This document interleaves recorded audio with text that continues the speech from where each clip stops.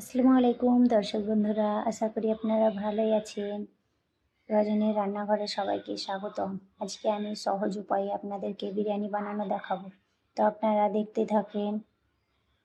পানি গরম করে নিয়ে আমি চাল ধুয়ে দিলাম, ওতে দুটো তেজপাতা, গরম মশলা, সাদা তেল দিয়ে দিয়েছিলাম।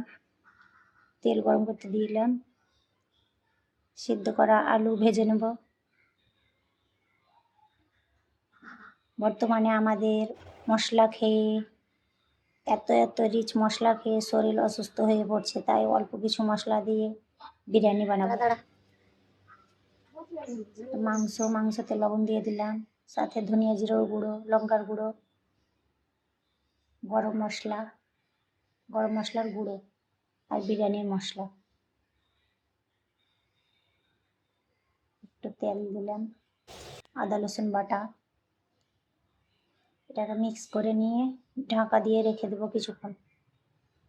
কিছুক্ষণ পর এবার আমি পেঁয়াজটাকে কষে নেবো ভালোভাবে। পেঁয়াজ, তেজপাতা, আদা রসুন বাটা অল্প একটু, যেহেতু মাংসতে দিয়েছি।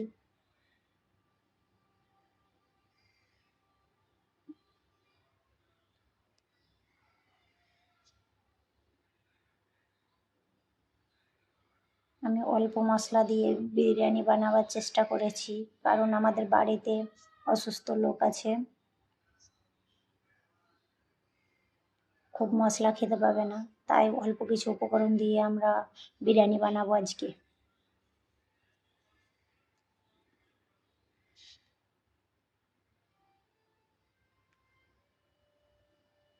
মশলাটা কষে নিয়ে মাংস দিয়ে দিলাম। মাংসটাকে এবার ভালোভাবে কষে নেব।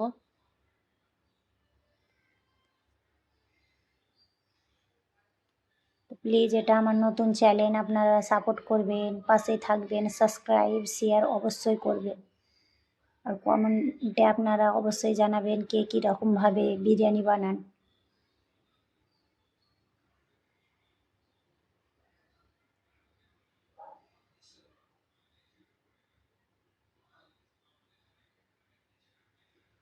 বাড়িতে বিরিয়ানিটা খাওয়ার পর বাড়িতে সবাই বলছিল ভালো হয়েছে অল্প মশলাতে, অল্প কিছু উপকরণ দিয়ে, না দই সস না আরও কিছু মশলা ব্যবহার করে এত মজাদার হয় তা জানতাম না।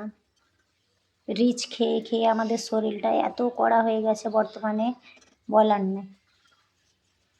প্রত্যেক বাড়িতে এখন ডাক্তারের বাড়িতে পড়েই থাকতে হয়, তো অল্প কিছু মশলা ব্যবহার করার আমি চেষ্টা করেছি।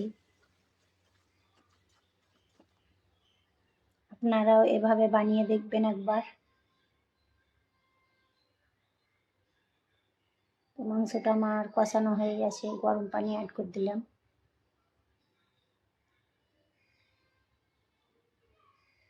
এখানে আমি দই দিইনি, তাই একটু বাড়িতে গরুর দুধ ছিল সেটা দিয়ে দিয়েছিলাম। আলুটা ভাজা হয়ে গেছে, এখানে আমি পেঁয়াজ ভেজে নিয়েছি। আমার সব কিছু রেডি, এবার আমি বিরিয়ানিটা সাজাবো।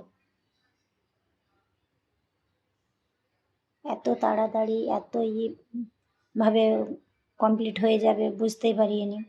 বিরিয়ানি এত সহজে বানানো যায়, আজকে আমি প্রথমবার বানিয়েছি। তো সবাই খেয়ে নাম করেছিল।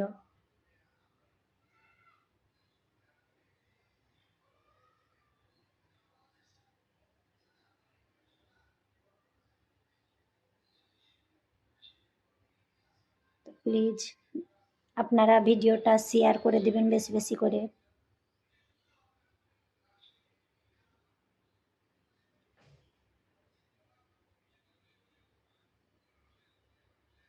এখন প্রত্যেক বাড়িতেই অসুস্থ লোক থাকে, তাই মশলা কম খাওয়ার চেষ্টা করি। আমি অল্প অল্প মশলা দিয়ে রেসিপি দেখাই, তো আপনারা আমার চ্যানেলটাকে সাপোর্ট করবেন আর দেখতে থাকবেন। আমি ঘরোয়া মশলা দিয়ে অল্প কিছু উপকরণ দিয়ে তরকারি রান্না করি, ওতে খুব সুস্বাদু হয়।